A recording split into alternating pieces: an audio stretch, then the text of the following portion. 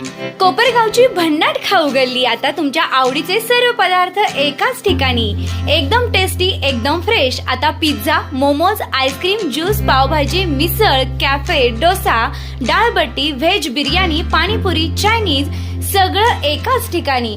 Taste एकदम जबरदस्त, quality full on आणि फॅमिलीसाठी बेस्ट व्यवस्था। आमचा पत्ता कॅनव्हास कॅफे, खाऊ गल्ली, निवारा कॉर्नर, कोपरगाव। कोपरगाव नगर परिषदेचे विद्यमान उपनगर अध्यक्ष जितेंद्र रणशूर यांचे जात प्रमाणपत्र अहिल्यानगर येथील जात प्रमाणपत्र पडताळणी समितीने रद्द केल्याची माहिती तक्रारदारांच्या वतीने ॲडव्होकेट मुन्ना सय्यद यांनी दिली आहे।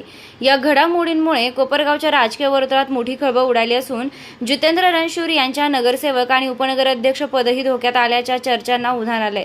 जितेंद्र रणशूर यांनी निवडणुकीवेळी बनावट जात प्रमाणपत्राच्या आधारे पद मिळवल्याचा आरोप राष्ट्रवादी काँग्रेस काळे गटाचे सागर आहेर यांनी करत जात प्रमाणपत्र पडताळणी समितीकडे तक्रार दाखल केली होती। त्यानंतर समितीने संबंधित कागदपत्रांची सखोल छाननी केली। तपासणी अंती सादर करण्यात आलेले जात प्रमाणपत्र बनावट असल्याचं निष्पन्न झाल्यानं समितीने ते रद्द करण्याचा निर्णय घेतल्याची माहिती ॲडव्होकेट मुन्ना सय्यद यांनी दिली। ही बातमी कोपरगाव शहरात पसरता शहरातील माधव बागेसमोर सागर आहेर यांच्या मित्रपरिवारानं फटाके फोडून आनंद व्यक्त केला असल्याचं दिसून आलं। या निर्णयामुळे रणशूर यांच्या नगरसेवक पदासह उपनगर अध्यक्ष पदावरही प्रश्नचिन्ह निर्माण झाल्याची चर्चा राजकीय वर्तुळात आहे। या प्रकारामुळे कोपरगावच्या स्थानिक राजकारणात नव्या घडामोडींना वेग येण्याची शक्यता व्यक्त केली जात असून याचा कोल्हे गटाला मोठा राजकीय फटका बसू शकतो अशी ही चर्चा सुरू आहे। निर्भीड न्यूज, योगेश डोके, कोपरगाव। कोपरगाव नगरपालिकेच्या प्रभाग क्रमांक 9 मधून जितेंद्र चंद्रकांत रणशूर यांनी SC प्रवर्गामधून निवडणूक लढवून ते नगरसेवक म्हणून निवडून आलेले होते। सदर प्रकरणासंदर्भात त्यांना 6 महिन्याच्या आत जात प्रमाणपत्राची पडताळणी करण्याबाबत सांगितलेले होते। त्या अन्वये त्यांचे प्रकरण जात पडताळणी समितीसमोर प्रलंबित होते। त्या जात पडताळणी समितीसमोर आमच्या मार्फतीने सागर निंबा आहेर यांनी ते प्रमाणपत्र अवैध आहे यासाठी हरकत घेतली होती। हरकतीच्या मुद्द्यामध्ये जितेंद्र चंद्रकांत रणशूर यांचे वडील, त्यांच्या शाळा सोडल्याच्या दाखल्यावर असलेली खिस्ती नोंद, त्यांच्या सेवा पुस्तिकेमध्ये असलेली खिस्ती नोंद ह्या बाबी आम्ही प्रकर्षाने उपस्थित केलेल्या होत्या। त्यामध्ये माननीय जिल्हा जाती प्रमाणपत्र पडताळणी समिती यांच्यासमोर ह्या सर्व कागदपत्रांची छाननी होऊन 2दा दक्षता पथकाच्या मार्फत त्यामध्ये चौकशी झालेली होती।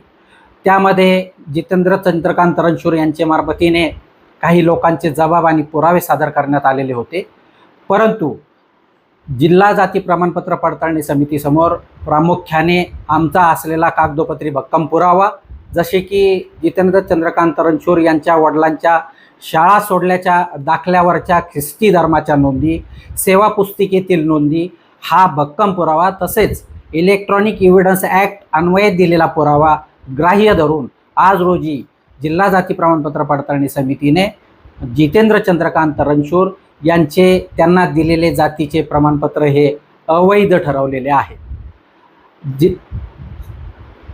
पुढची प्रक्रिया कशी असेल नगरसेवक पद किंवा उपनगराध्यक्ष पदाच्या बाबतीत?